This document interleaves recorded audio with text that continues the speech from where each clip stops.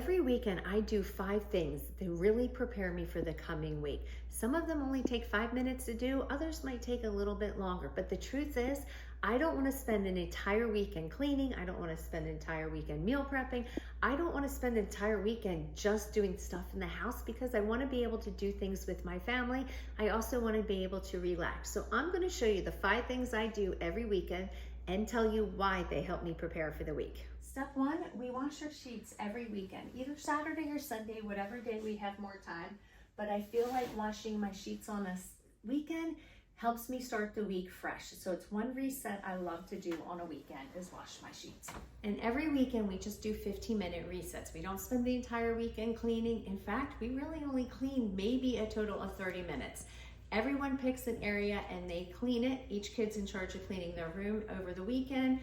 2 kids might split their bathroom and clean it. One cleans the shower, one cleans the toilet and the sink. One kid might clean this bathroom down there. We take turns dusting and vacuuming through the house. It's all about team effort. So spending 15 minutes cleaning your house in a quick reset can really make a difference because honestly, who really wants to spend an entire weekend cleaning? And this is how we maintain our house.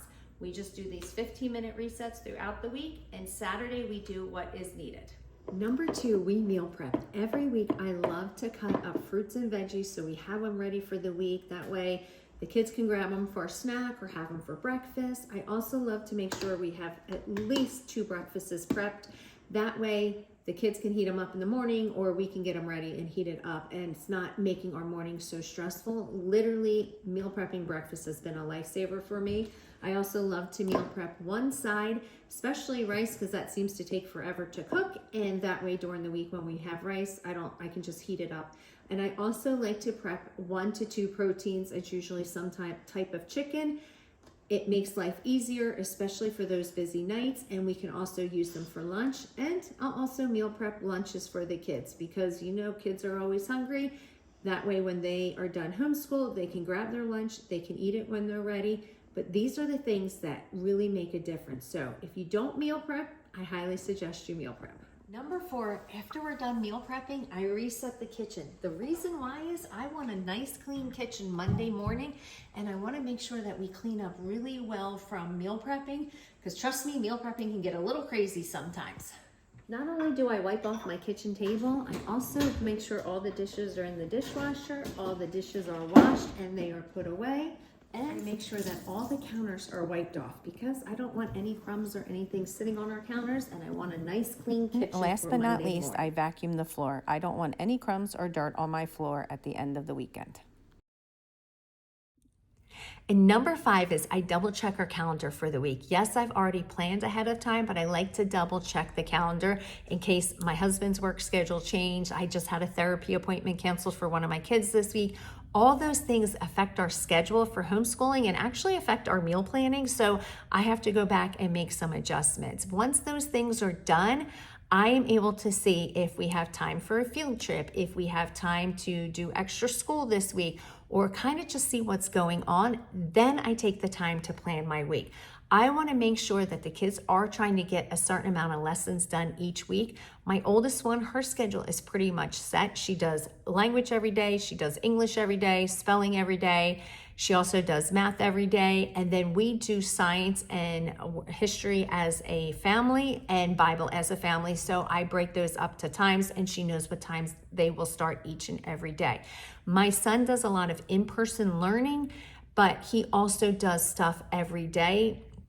So the days that he has like an hour and a half of in-person learning, his schooling is a little scaled back, and depending what he's doing, we'll either work on reading, we'll work on spelling, we'll work on math or language he does every day.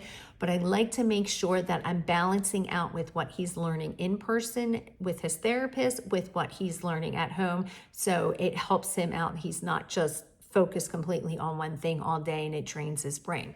And I like to give him breaks in between. My youngest, I really love to map out her days for her. That has helped her so much. And we've been doing this for a few weeks now, where I write what she's going to be doing each and every day. So like Monday and Wednesday might be her spelling days. Tuesday and Thursday might be her reading days. She does grammar Monday, Tuesday, Wednesday, Thursday. Math, she does 3 lessons a week, and then she does fun math and she does in-person math with me, like hands-on learning, whether it's baking or we go around and measure something.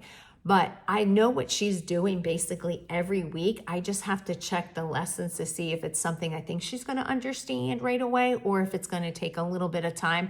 I always leave little gaps in her schedule because if something takes longer, then we have it built into her schedule. But she's a determined kid, and having it listed out for her really helps a lot. So this week, I'm trying to plan some hands-on learning for us as a family. We're going to do a science project in person, and we are doing a math lesson in person as a family. Me and the 3 kids, we're going to go out and do something. Those are the kind of the fun things I like to try to plan. I don't get to do them every week, but when therapy is a little bit lighter for the kids, I get to add stuff on. So the 5 things I do each and every weekend is, number 1, I wash my sheets. I just love having a clean bedroom, fresh sheets on a Sunday night. It just is a great way for me to start my week. My bedroom is calm, so I have a calm area. It really does make a difference. Number 2, we reset as a family, either Saturday or Sunday. Maybe we do 10 minutes on a Saturday, 10 minutes on a Sunday, or 5 minutes on Saturday and 10 minutes on Sunday. We spend time just picking up our house. That's how we maintain our house. We never spend an entire day cleaning. Number 3, we meal prep. If you don't meal prep, you really need to start meal prepping, because I'm telling you, it makes a difference. I don't have to stress about breakfast Monday morning. I don't have to stress about dinner Tuesday night. I know what days we're busy, so I meal prep for those days. And number 4, we do a kitchen reset. I love to close down my kitchen on a Sunday night, make sure it's nice and clean. The counters are all wiped out, because nothing is better than walking into my kitchen Monday morning than a clean kitchen. And number 5 is I check my schedule and plan my homeschool week. That actually takes a huge burden off me. I know what's going on in each and every day. And the best thing is I actually build margin into our schedule, because I don't want jam-packed days. So if something goes wrong, we have a breakdown, or an appointment runs longer, or homeschool runs longer, there is margin in our day. And honestly, having that margin is a stress reliever for me. I'm not stressed out, not going, okay, we have to go, go, go. We all need a little margin in our day. So if you need help creating routines that work for you and your family, let's work together. We can simplify the chaos in your home and create routines that work for you and your family.